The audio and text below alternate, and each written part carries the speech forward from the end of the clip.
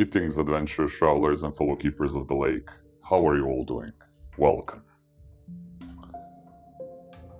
So let's talk about order, possession, protection by fortification, ideals constructed by the weak to safeguard what they claim is theirs, a fragile attempt to lock away what nature intended to be free. Power, wealth, control. It's all a lie, defiance of nature's own law, survival of the fittest.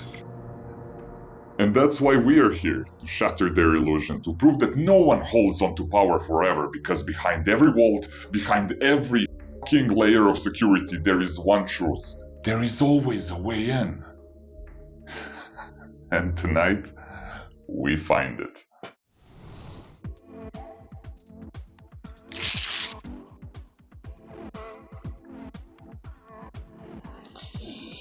You must be my contact. Yep. Indeed I am.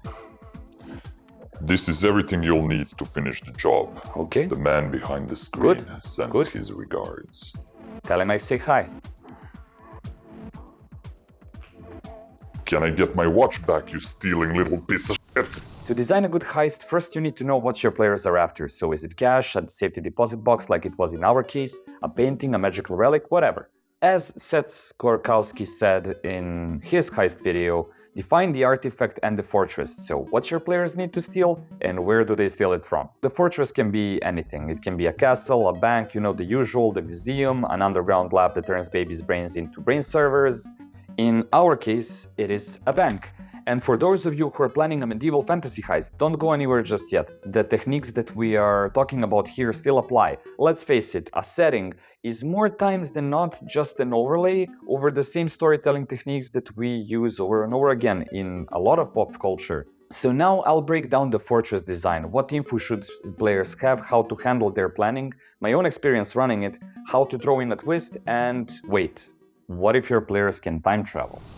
So to define the fortress, we need a few essentials. How do you get a detailed bank map with security systems, vault locations and keycard info without ending up on a watch list? Video games! Payday 1 and 2. Both are goldmines for heist details. Their fan wikis and speedrun guides break down missions in a lot of detail. So much detail, in fact, that they are perfect for inspiration. Just go to the wiki and take everything there.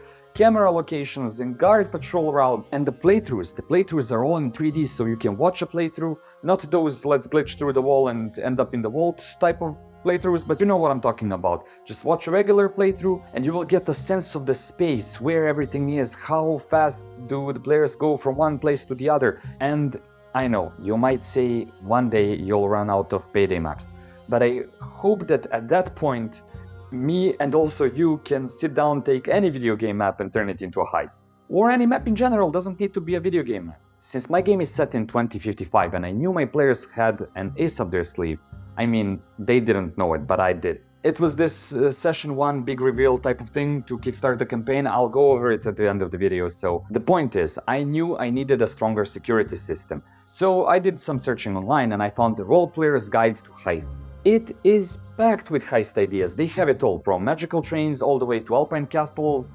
necromancer layers, and they have the security system tables, strange loot tables, a bunch of useful stuff. I will put a link in the description as for everything else. So for this job, I mixed elements from Payday 2, it was the big bank mission, with random security tables from the guide. And the result? Time locks, DNA-coded keycards, window break detection, cleaning crew with a heartbeat monitor triggering alarms, and patrol bots. I mean, it's 2055 and after all, players need to know that if something goes wrong, it will go really, really wrong.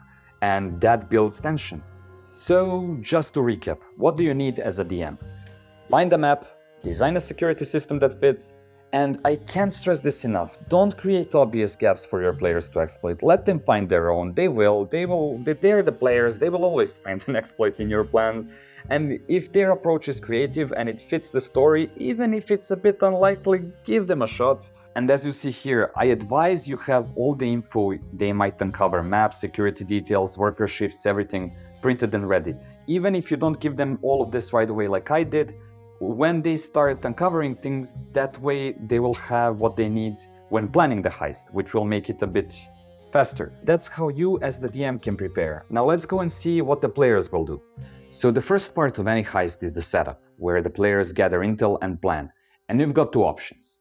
Let them do their own recon. It's great for longer campaigns, makes them feel like they're investigators, builds the anticipation towards the big reveal, the heist itself. Or give them all the info up front and let them plan. Trust me, even if you think skipping recon will make things too short, it won't. Players will always spend a ton of time planning and figuring things out. And in my opinion, this is perfect for one-shots. Not really one-shot games, of course you can use it for that as well, but for heists that you don't plan on lasting more than one session. Besides, I don't trust field crews to do their research unnoticed, especially in 2055.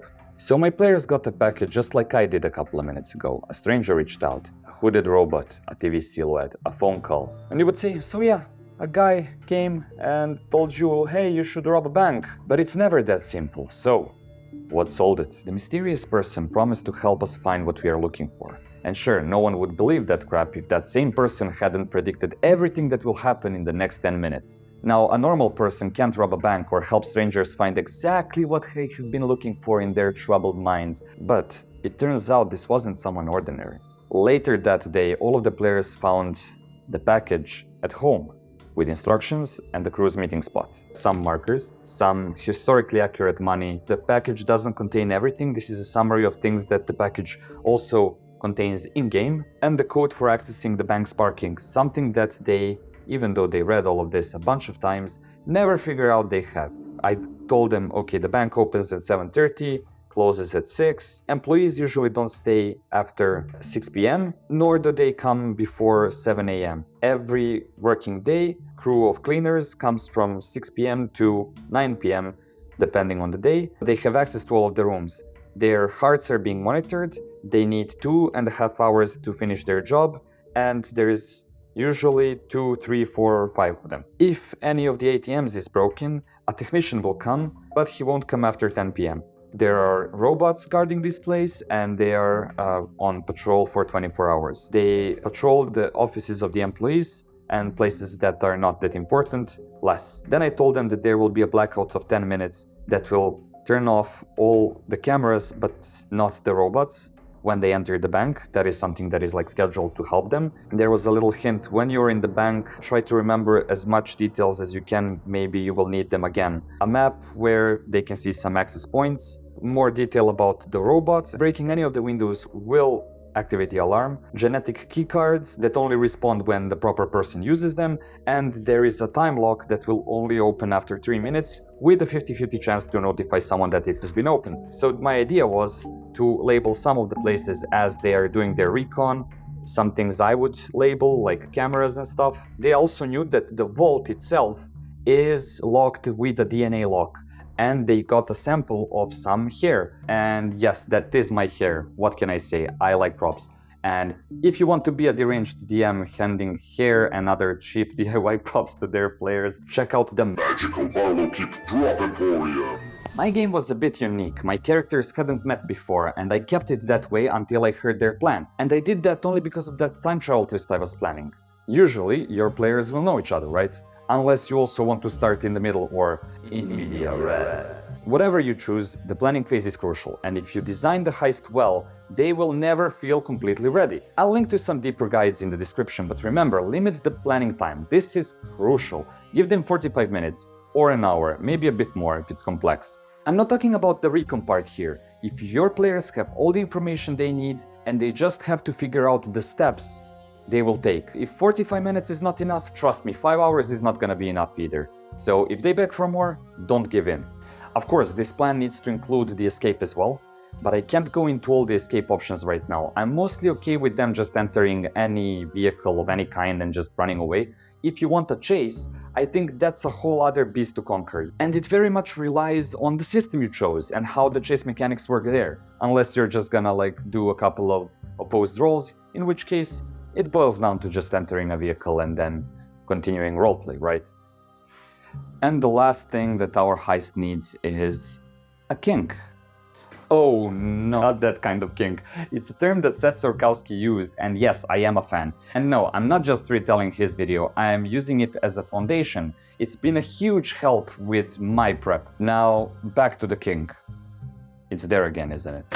The king is an unexpected twist. Even with a perfect plan, something should always rattle the players. Maybe there's another thief, the employee is working late, or there's an out-of-order elevator they needed. In this profession, I don't like surprises. But as a DM, when I run a heist, I like to have several small surprises or one big one, but that's just me. You can always have just one big twist that turns the whole heist on its head.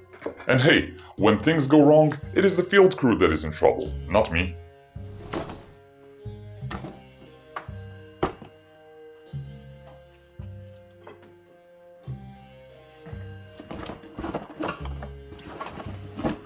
Now that you know what you need to run a heist, and your players have a plan, let's see how it all went down for us.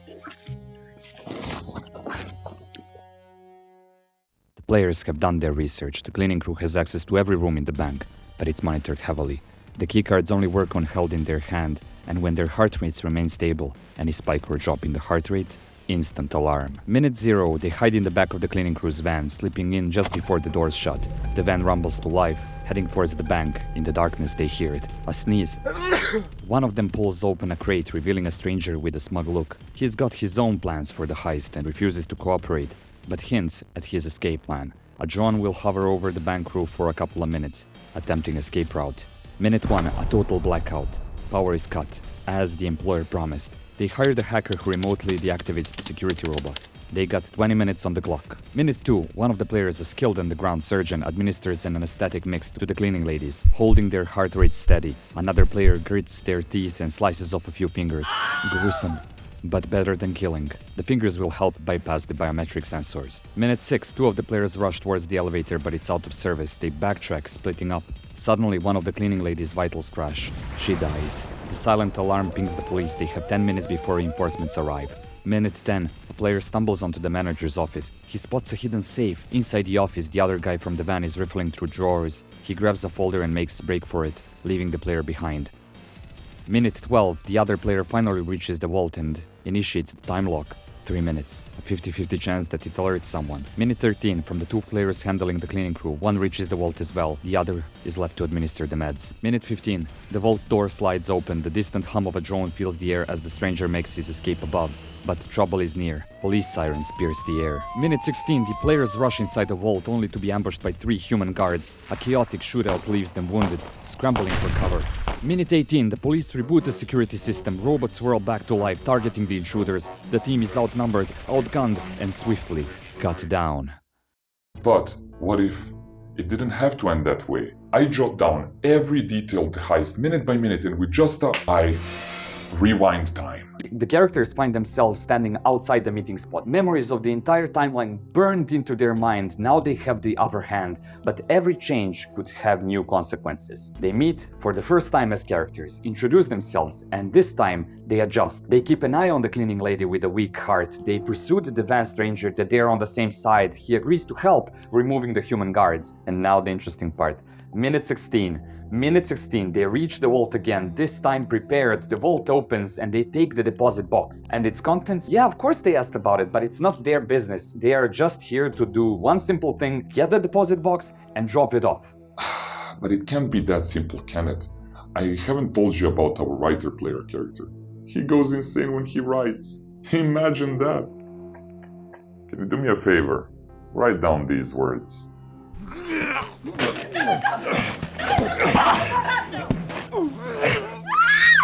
A worm? Oh my god, it's a fucking worm. Oh my god, did it just... Oh no, did it just enter his body?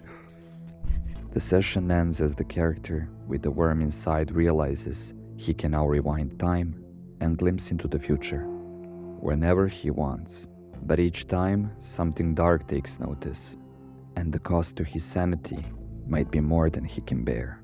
And with that heist, all of the things that I needed to get this campaign going are set into motion. So what happened next is something that we will talk about in another video. And if you want to be notified when that comes out, consider subscribing. And if you're interested in hearing how all of this came together and what we did for the session 0, check out the video about the Session Zero. So yeah, I hope to see you there or on our Discord, but until then, I bid you farewell.